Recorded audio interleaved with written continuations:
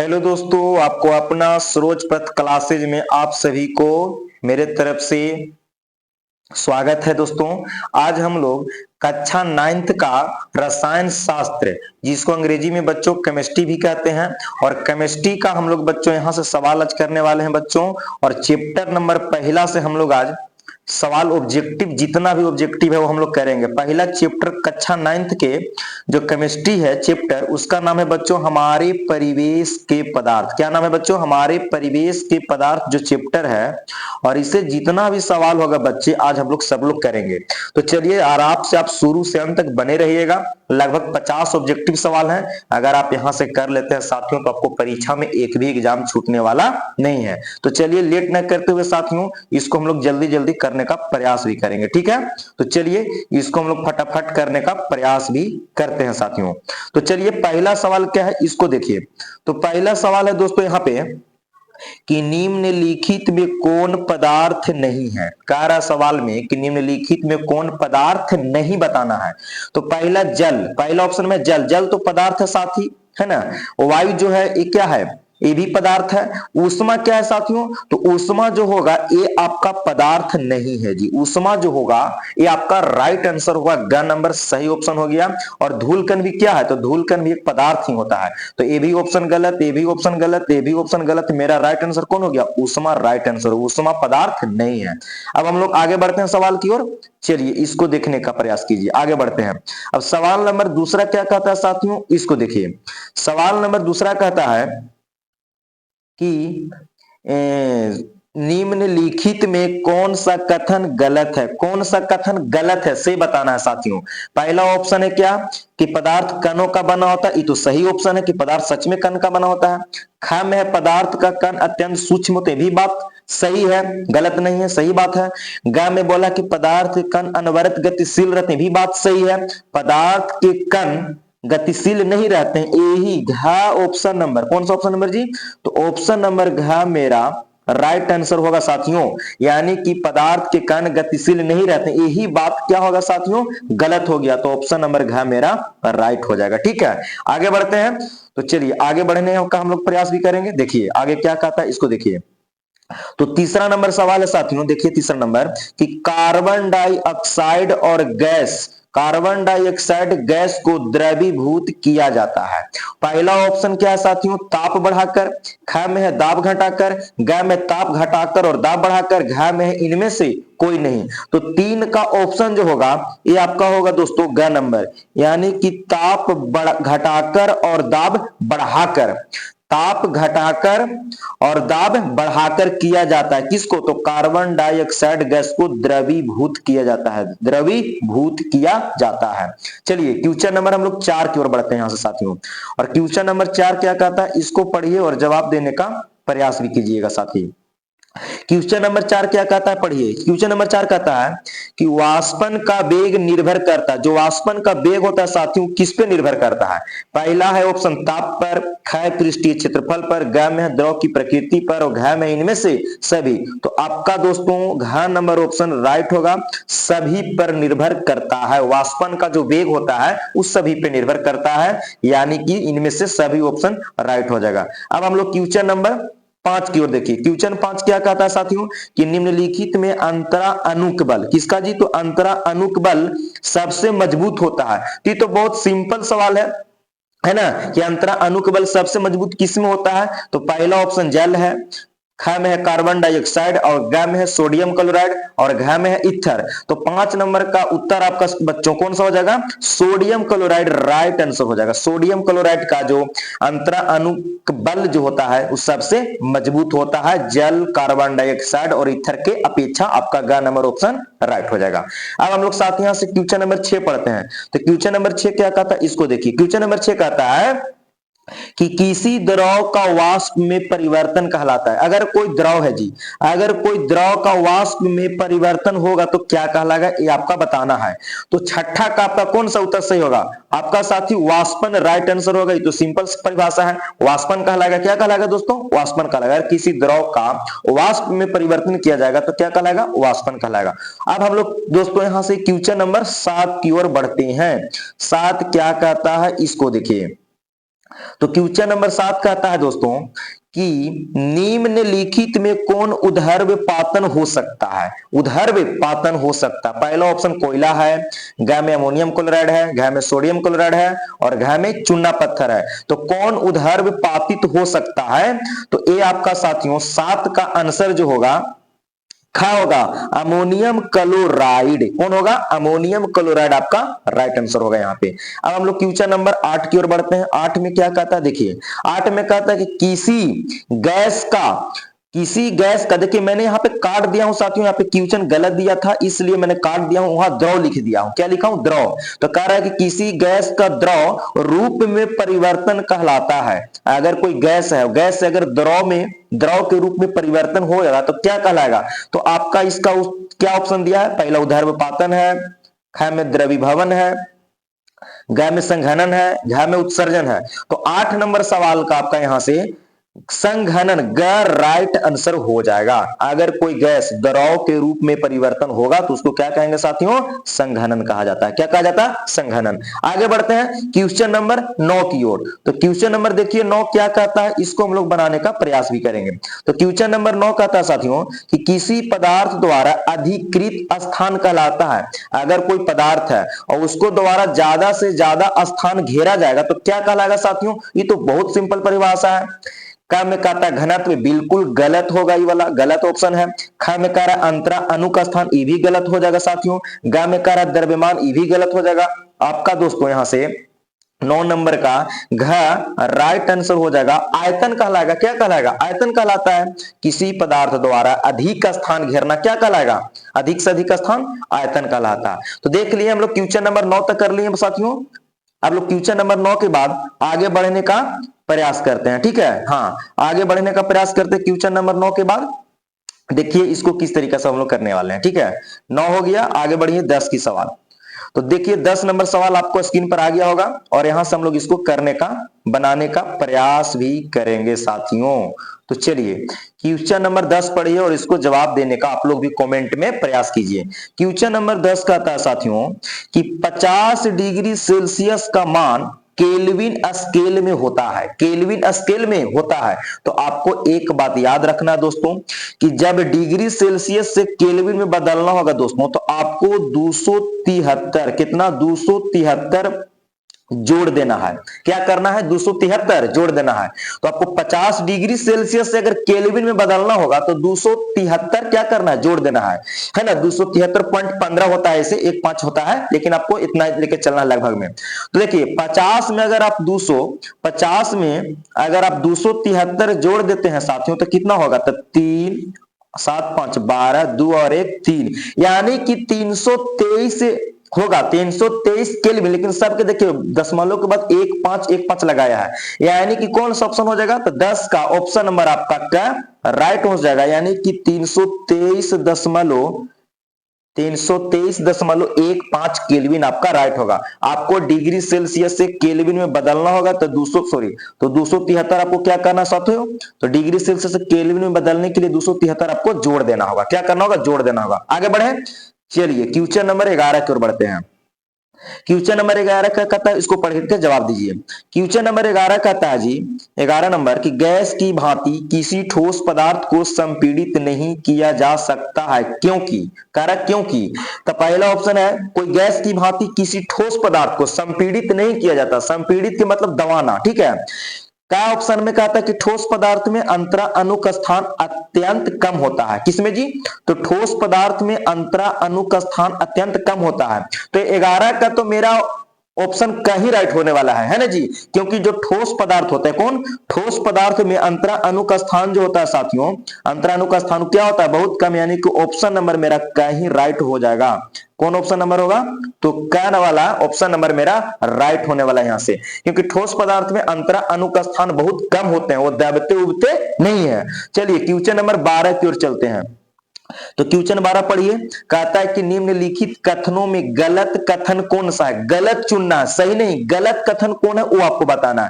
पहला ऑप्शन है किसी द्रव को संपीड़ित करना आसान होता है जबकि गैस को कठिन। ये तो आपका भाई साहब 12 का नंबर गलत हो गया है ना। क्या हो गया? गलत हो गया, यानी कि 12 के यही ऑप्शन गलत है, इसलिए मेरा इसलिए मेरा कौन ऑप्शन, इसलिए मेरा आंसर का नंबर ही राइट होगा। कह रहा था सवाल में कि कथन गलत कौन सा है, तो पहले का ऑप्शन ही गलत है। कह रहा किसी द्रव को संपीड़ित करना आसान होता है और जबकि गैस को कठिन, नहीं, बिल्कुल गलत बात है।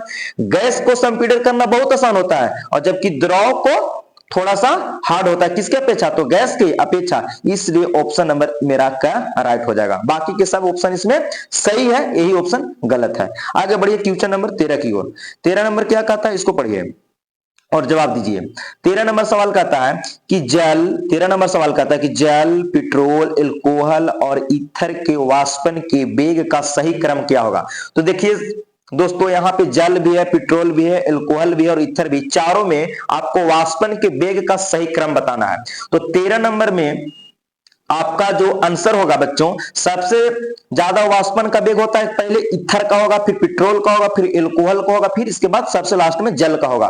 तो कौन ऑप्शन होने वाला है, आपका ख नंबर राइट होने वाला है। यानी कि सबसे पहले वाष्पन का वेग क्या होगा, किसका सबसे ज्यादा होगा, तो सबसे ज्यादा दोस्तों यहाँ पर आपका ईथर का होगा, फिर आपका पेट्रोल का हो जाएगा, फिर आपका अल्कोहल का हो जाएगा, फिर आपको सबसे कम किसका होगा, जल का होगा, है ना। तो चलिए क्वेश्चन नंबर हो गया। अब हम लोग 14 चलते हैं, क्वेश्चन नंबर 14 की ओर। तो क्वेश्चन नंबर 14 पढ़िए और इसको बताइए। क्वेश्चन नंबर 14 कहता है साथियों कि वाष्पन के संबंध में निम्नलिखित कथनों में सही कथन कौन सा है। सही कथन कौन, वाष्पन के संबंध में बताना है कि सही कथन कौन सा है।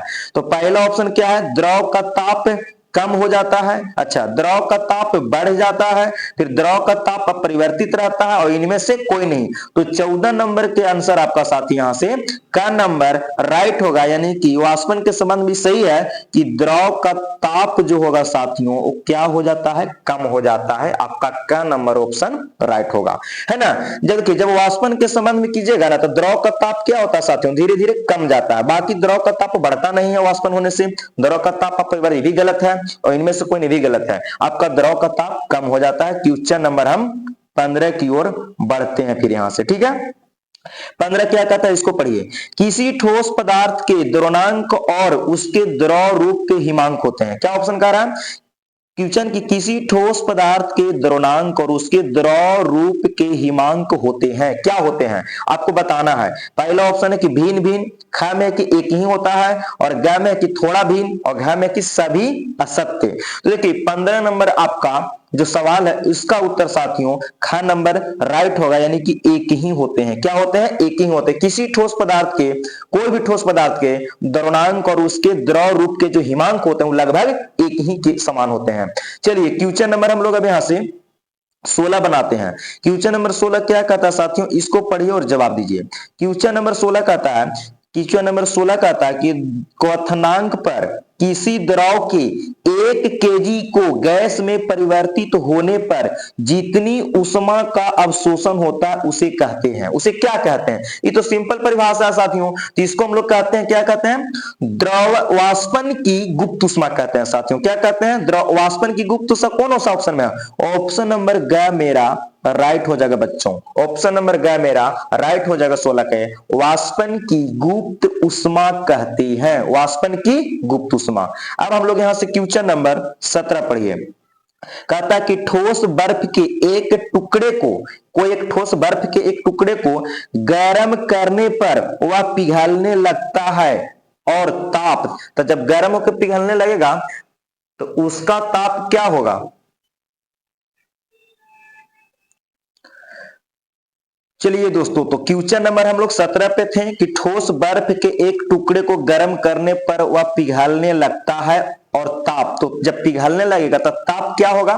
तो ताप में दोस्तों कोई परिवर्तन होने वाला नहीं है। यानी कि 17 के का ऑप्शन नंबर राइट होगा, आपका स्थिर रहता है। क्या रहता है, स्थिर रहता है।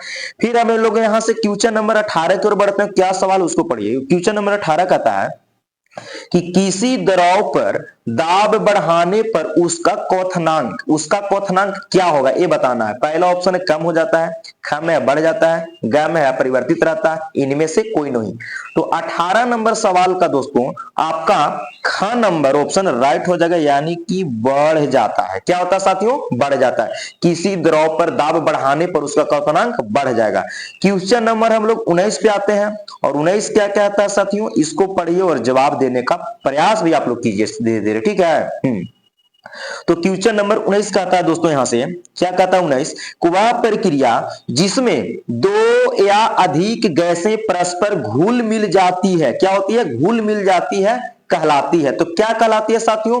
तो 19 के आपका ऑप्शन नंबर दोस्तों ख राइट हो जाएगा, विसरण कहलाती है। क्या कहलाती है साथियों?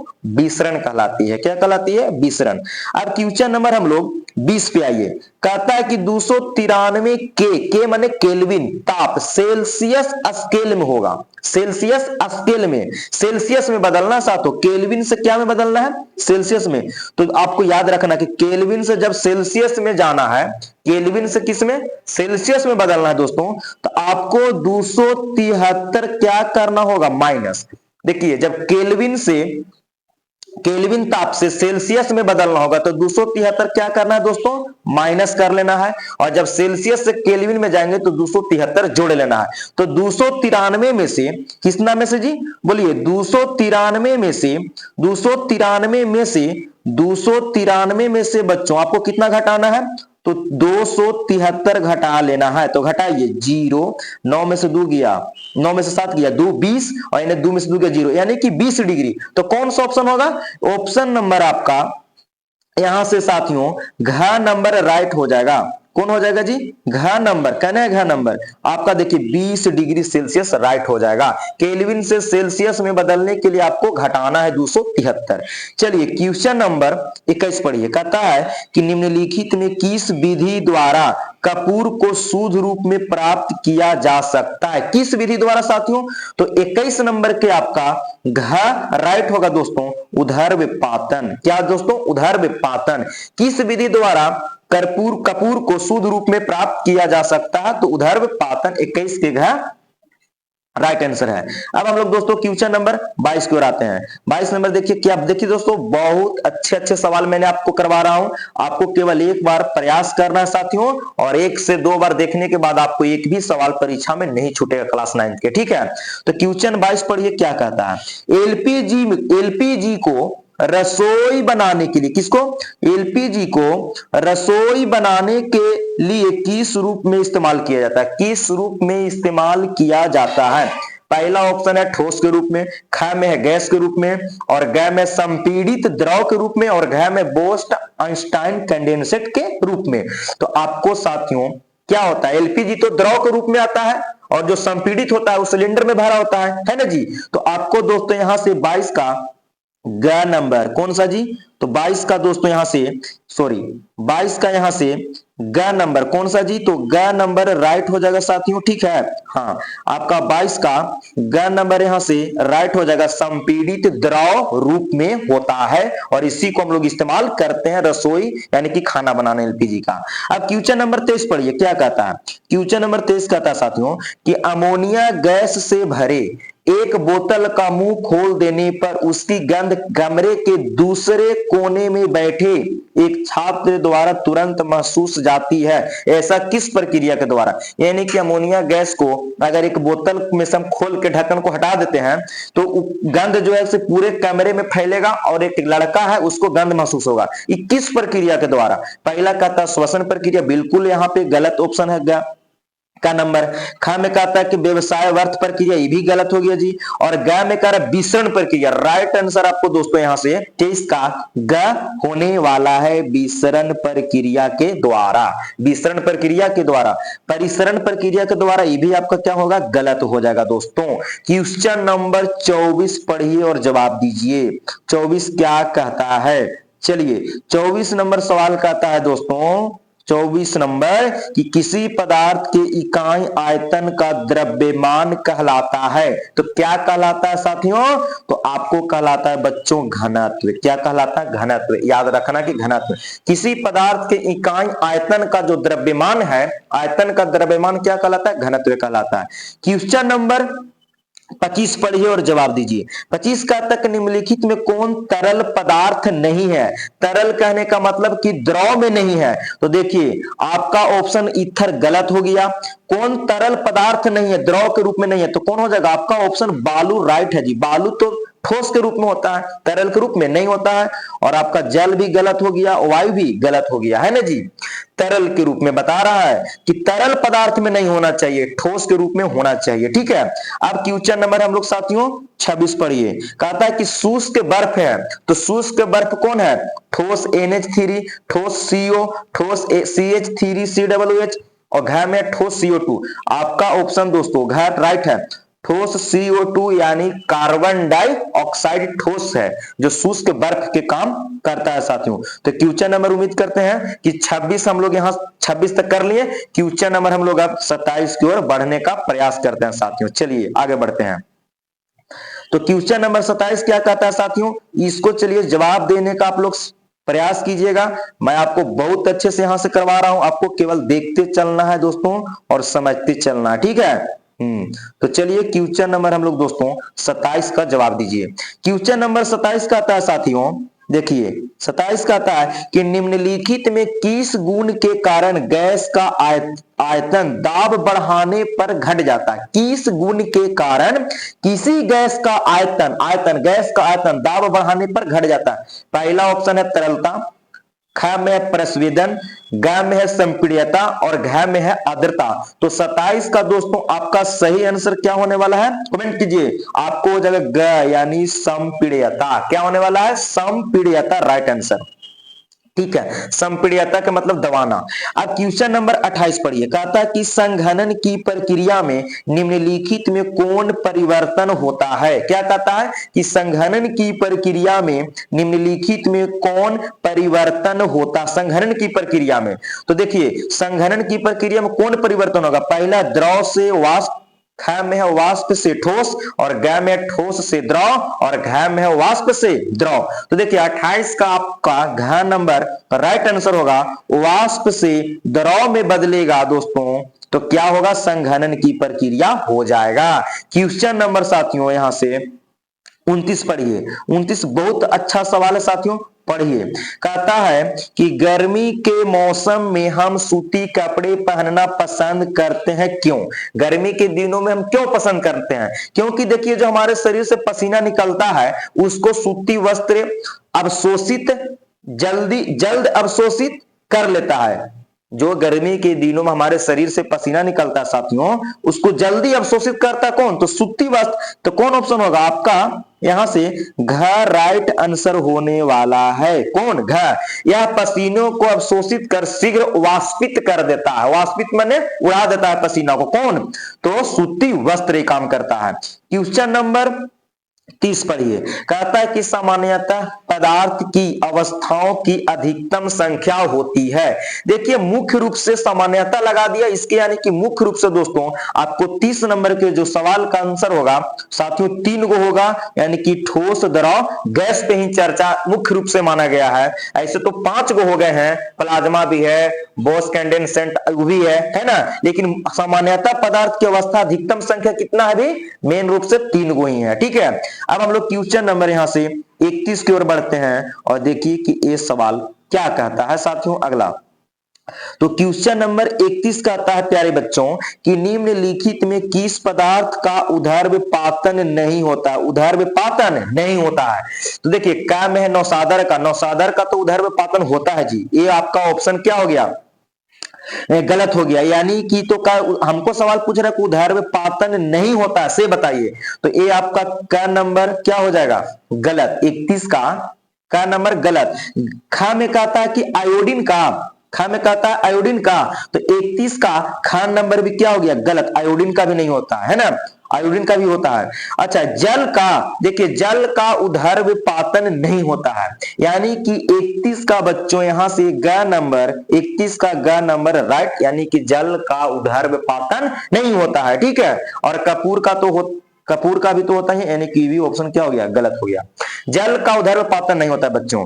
अब क्वेश्चन नंबर यहां से 32 पढ़िए, निम्नलिखित में कौन सा कथन गलत है, निम्नलिखित में कौन सा कथन गलत है। तो क्या सवाल है इसको देखिए, पहला है कि ठोस पदार्थ की गतिज ऊर्जा न्यूनतम होती है, 32 नंबर के ये गलत हो गया, क्या नंबर आपका गलत हो गया है ना, ठोस पदार्थ की गतिज ऊर्जा न्यूनतम नहीं जी। अच्छा वाष्पन की क्रिया द्रव की ऊपरी सतह से होती है, बिल्कुल ये भी क्या हो गया बच्चों गलत। कौन सा कथन गलत है, गलत चुनना, और ये सब क्या है सही हो रहा है ऑप्शन, हमको गलत बताने कौन सा कथन गलत पूछ रहा है।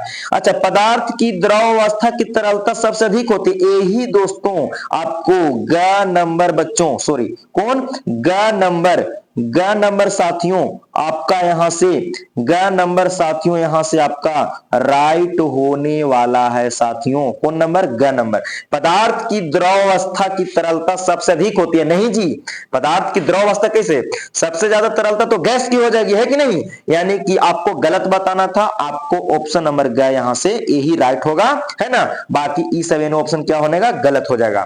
अब 33 नंबर सवाल पढ़िए क्या कहता है, बहुत अच्छा सवाल है दोस्तों।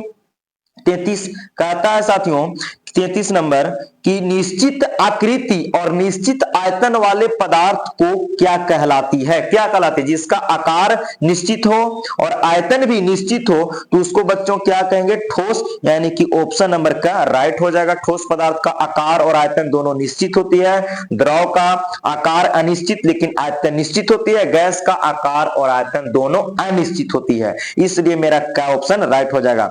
अब साथियों क्वेश्चन नंबर 34 पढ़िए, कहता है वह प्रक्रिया क्या कहलाती है जिसमें किसी द्रव के संपूर्ण पिंड में से द्रव के कण निकलकर वाष्प के रूप में परिवर्तित होता हो, तो क्या कहलाता है, वह प्रक्रिया क्या कहलाती है जिसमें किसी द्रव के संपूर्ण पिंड में से द्रव के कण निकलकर वाष्प के रूप में परिवर्तित, यानी कि द्रव से वाष्प में परिवर्तित होगा, तो क्या कहलाएगा साथियों। तो 34 के पहला ऑप्शन क्वथन है, 34 के पहला ऑप्शन क्वथन है, और बात सही है दोस्तों, आपका क्वथन ही राइट ऑप्शन भी होने वाला है।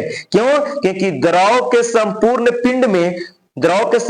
पिंड में वाष्प के रूप में परिवर्तित होता है, उस प्रक्रिया को क्या क्वथन में क्या क्वथन ही कहलाता है, क्या कहलाता है क्वथन ही कहलाता है ना जी। आपको 34 के क्या ऑप्शन राइट हो जाएगा। चलिए क्वेश्चन नंबर 35 पढ़िए, कहता है कि बर्फ का घनत्व जल के घनत्व से होता है, तो देखिए बर्फ का टुकड़ा जो है बच्चों वो जल पे तैरने लगता है, क्या होता है तैरने लगता है, यानी कि बर्फ का घनत्व जल के घनत्व से कम होगा, कौन ऑप्शन आपका ख राइट हो गया, आपका ख बच्चों राइट हो गया, कम होता है बर्फ का घनत्व जल के घनत्व से कम होता है, 35 के ख राइट है। चलिए क्वेश्चन नंबर 36 की ओर बढ़िए और इसको जवाब देने का प्रयास कीजिएगा दोस्तों, ठीक है। क्वेश्चन नंबर 36 कहता है, क्या कहता है इसको पढ़िए कि निम्नलिखित में किसकी गतिज ऊर्जा सबसे अधिक होती है, तो सबसे ज्यादा गतिज ऊर्जा किसकी होती है साथियों, ये तो बहुत सरल सवाल हो गया जी, गैस का होता है, यानी कि 36 का ग कन है गैस जी, आपको ग ऑप्शन नंबर राइट हो जाएगा। गैस की गतिज ऊर्जा सबसे अधिक होती है और गैस से फिर थोड़ा कम द्रव में और द्रव से फिर सबसे कम ठोस में होता है ना जी। चलिए तो अब क्वेश्चन नंबर 37 पढ़िए, कहता है 36 को जवाब दे लिए। 37 नंबर कहता है साथियों यहां से कि निम्नलिखित में किसके प्रभाव से पदार्थ की अवस्था में परिवर्तन लाया जा सकता है, किसकी प्रभाव से, तो देखिए यहां से ऑप्शन आपका दोस्तों पहला ताप, ख में है दाब, ताप और दाब दोनों की इनमें से कोई नहीं, यानी कि 37 के ग नंबर ऑप्शन दोस्तों राइट होगा, ताप और दाब दोनों के द्वारा होता है पदार्थ की अवस्था में परिवर्तन, ताप से भी हो जाएगा और दाब से भी हो जाएगा। क्वेश्चन नंबर कितना, तो 38 पढ़िए, क्वेश्चन 38 कहता है वह ताप जिस पर किसी द्रव के वाष्प का दाब वायुमंडलीय दाब के बराबर हो जाता है क्या कहलाता है, वह ताप जिस पर किसी द्रव के वाष्प का दाब वायुमंडलीय दाब के बराबर हो जाए उसको बच्चों क्या कहते हैं, बहुत सरल आसान है, पहला ऑप्शन द्रव का क्वथनांक, फिर है द्रव का हिमांक, फिर है क्रांतिक ताप, और इनमें से कोई नहीं। यानी कि 38 नंबर का सवाल का उत्तर का राइट है दोस्तों द्रव का क्वथनांक। क्या कहलाता है? द्रव का क्वथनांक आपका राइट आंसर होने वाला है दोस्तों। अब हम लोग यहां से क्वेश्चन नंबर आगे बढ़ते हैं, कितना 39 की ओर बढ़ते हैं दोस्तों, और इसको जवाब देने का प्रयास भी करेंगे। 39 नंबर कहता है साथियों कि लकड़ी के एक टुकड़े को ठोस पदार्थ कहते हैं। क्यों ठोस पदार्थ कहते हैं? क्योंकि यह कठोर और दृढ़ होता है ना, कठोर और दृढ़ होता है। बिल्कुल राइट ऑप्शन। लकड़ी का जो ठोस पदार्थ होता है बच्चों क्या होता है? कठोर भी होता है और दृढ़ भी होता है। ऑप्शन नंबर ए मेरा राइट होगा। बाकी के दोस्तों सारे ऑप्शन क्या होने वाले हैं? गलत, है ना। लकड़ी कठोर और दृढ़ होता है, बाकी आप ऑप्शन पढ़िए, बाकी सब गलत ही मिलने वाला है। चलिए क्वेश्चन नंबर कितना? तो क्वेश्चन नंबर साथियों 40, और 40 को पढ़ के जवाब दीजिए। क्या कहता है सवाल, इसको पढ़िए कि किसी द्रव के संबंध में निम्नलिखित में कौन सा कथन सत्य है? कौन सा कथन सत्य बताना है। पहला ऑप्शन है कि द्रव का आयतन निश्चित किंतु आकृति अनिश्चित। आकृति अनिश्चित, बिल्कुल राइट ऑप्शन। बिल्कुल, द्रव का जो आयतन होता है बच्चों निश्चित, लेकिन आकृति अनिश्चित, यानी कि ऑप्शन नंबर का मेरा दोस्तों यहां से राइट होने वाला है। कौन ऑप्शन? तो ऑप्शन नंबर साथियों का मेरा राइट होने वाला है। बाकी के दोस्तों ये सब के सब ऑप्शन क्या हो जाएंगे? गलत हो जाएंगे। द्रव का आयतन निश्चित लेकिन आकृति अनिश्चित होती है। क्वेश्चन नंबर हम लोग अब 41 पढ़ेंगे, इसको जवाब देने का बच्चों हम लोग प्रयास करेंगे। चलिए 41 नंबर पढ़िए। कहता है कि निम्नलिखित कौन सा कथन पदार्थ के गुण से मेल नहीं खाता है? वह गुण बता दीजिए जो पदार्थ के गुण से मेल नहीं खाता है। पहला ऑप्शन है पदार्थ के कण अनवरत गतिमान रहते हैं। पदार्थ कण अनवरत गति मान रहते हैं, बिल्कुल गलत है ऑप्शन है, ये नहीं होगा। फिर ताप बढ़ाने पर पदार्थ के कणों का गमन तेज हो जाता है। क्या होता है? तेज हो जाता है, ये ना बोला ऑप्शन। देखिए तेज हो जाता है, बिल्कुल हाँ। अब देखिए आगे बढ़िए, फिर कहता है तो ये भी ऑप्शन नंबर, देखिए ऑप्शन नंबर आपका का भी गलत हो गया। और खा कहता ताप बढ़ाने पर पदार्थ के कणों का गमन तेज हो जाता है। तो 41 का खा भी आपका क्या हो जाएगा? गलत ही हो जाएगा। फिर गा में कहता कि सभी पदार्थों की गतिज ऊर्जा एक समान होती है। देखिए सभी पदार्थों का यही हमारा गुण जो है बच्चों मेल नहीं खा रहा है, यानी कि ग नंबर ऑप्शन आपका बच्चों राइट होगा। कौन होगा? ग ऑप्शन नंबर राइट होगा। सभी पदार्थ की गतिज ऊर्जा एक समान होती है, नहीं जी एक समान नहीं होती। ये हमारा जो ग ऑप्शन है ये पदार्थ के गुण से बच्चों मेल नहीं खा रहा है, यही हमारा ग ऑप्शन नंबर राइट हो जाएगा। बाकी के सारे ऑप्शन गलत हो जाएंगे। आगे बढ़िए क्वेश्चन नंबर 42 कहता है कि किसी द्रव का वाष्पन होता है। तो द्रव का वाष्पन होता है द्रव के क्वथनांक पर, कि द्रव के क्वथनांक के कम ताप पर, कि सभी तापों पर, कि एक निश्चित ताप पर। तो किसी द्रव का जो वाष्पन होता है साथियों वो आपको द्रव के क्वथनांक के कम ताप पर ही होता है, यानी कि ऑप्शन नंबर साथियों ख नंबर राइट हो जाएगा। देखिए कोई भी द्रव का वाष्पन तब तक होगा बच्चों जब उसके क्वथनांक के ताप से कम रहेगा। अगर ज्यादा हो जाएगा बच्चों तो खौलने लगेगा, और खौलने लगेगा बच्चों तो क्या कहलाएगा? फिर उसको क्वथन कहेंगे, क्वथन कहेंगे, हाँ क्वथन। और उसको से कम ताप पर वाष्प बन के निकलेगा तो उसको क्वथनांक के कम ताप पर ही कहेंगे। ठीक है, क्वथनांक से कम ताप पर वाष्प बन के उड़ता है। अब हम लोग साथियों यहां से क्वेश्चन नंबर कितना? तो 43 पढ़िए और इसको जवाब देने का प्रयास कीजिए। कहता है कि निम्नलिखित में किसमें लेने से द्रव का वाष्पन तेजी से हो सकता है। कह रहा कि निम्नलिखित किसमें लेने से द्रव का वाष्पन तेजी से हो सकता है। पहला ऑप्शन कोनीय फ्लास्क, जो कि बच्चों बिल्कुल गलत है। परखनली बिल्कुल गलत, बोतल बिल्कुल गलत, यानी कि ऑप्शन नंबर आपका डी राइट। थाली में देखिए कोई भी द्रव वाष्पन तेजी से कब होगा? द्रव का वाष्पन तेजी से कब होगा?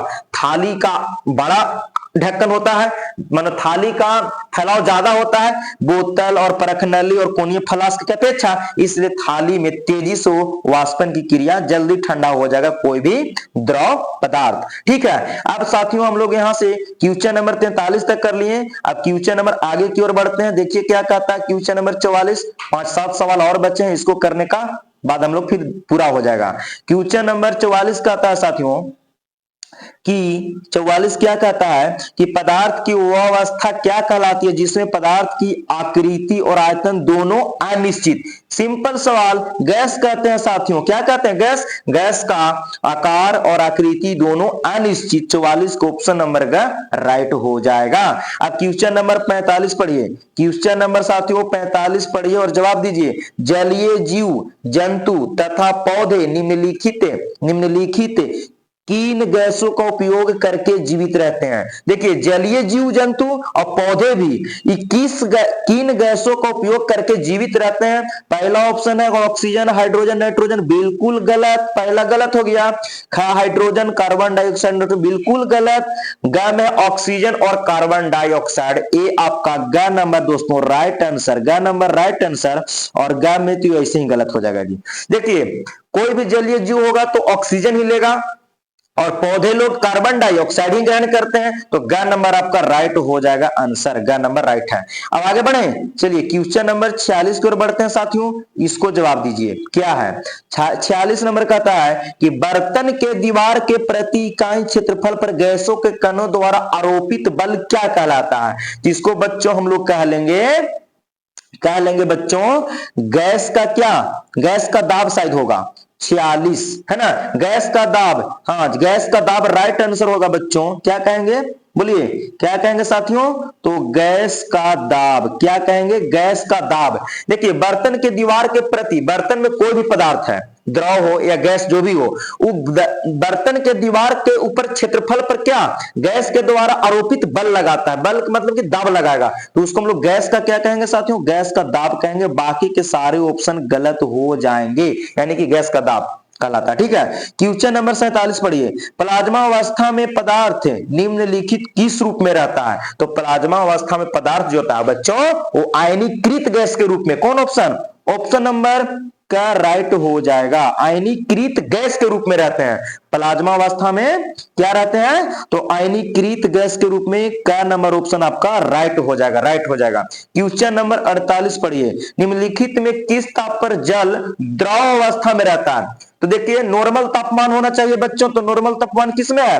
15 डिग्री सेल्सियस, राइट हो जाएगा। 0 डिग्री पर तो बर्फ जम जाएगा, माइनस में जाएगा 15 डिग्री तो और हो जाएगा, जम जाएगा। 100 डिग्री पर तो पूरा पिघल जाएगा। हमको क्या अब हो जाएगा, यानी कि बच्चों हमको 15 डिग्री सेल्सियस सामान्य, क्या बोला, जल द्रव अवस्था में रहना चाहिए। क्या? द्रव अवस्था में, किसमें? द्रव में होना चाहिए। तो 15 डिग्री सामान्य ताप नॉर्मल सही है ना। चलिए क्वेश्चन आगे बढ़ते हैं, आपका आगे बढ़ते हैं। क्वेश्चन नंबर 49 क्या कहता है, इसको पढ़िए और जवाब दीजिए। 49 कहता है साथियों कि निम्नलिखित में किसमें अंतरा अणु का स्थान सबसे अधिक रहता है?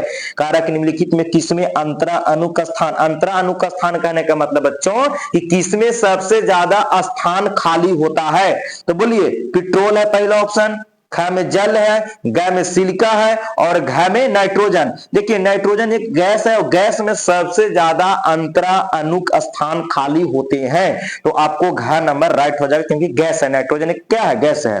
क्वेश्चन 50 पढ़िए। 50 कहता है कि निम्नलिखित में कौन पदार्थ नहीं है? कौन इसमें पदार्थ नहीं है, ये बताना है, कौन पदार्थ नहीं है। तो देखिए, बहुत अच्छा सवाल है। कहता है कि टेबल, टेबल तो एक पदार्थ होता है जी।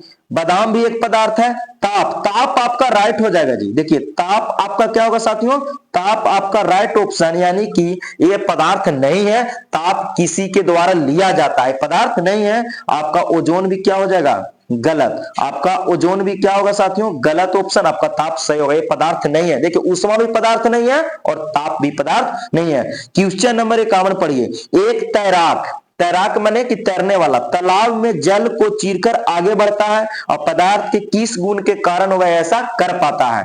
तो देखिए, वो कब कर पाएगा ऐसा, आप लोग थोड़ा सा सोचिए। तो देखिए, पहला है जल का घनत्व, जल का घनत्व, फिर है कि जल के मध्य अंतरा अणुकर्षण बल, फिर है कि जल के अणुओं का गतिशील होना, फिर है कि जल का दाब। तो 51 का आपका दोस्तों यहां से राइट आंसर जो होगा, 51 का जो राइट आंसर होगा वो क्या होने वाला है?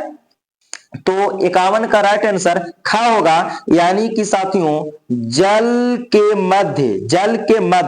मध्य माने बीच अंतरा अणुक आकर्षण बल वो क्या करेगा, तो लगाता है। इसी के कारण कोई भी तैराक अपना तैर पाता है ना।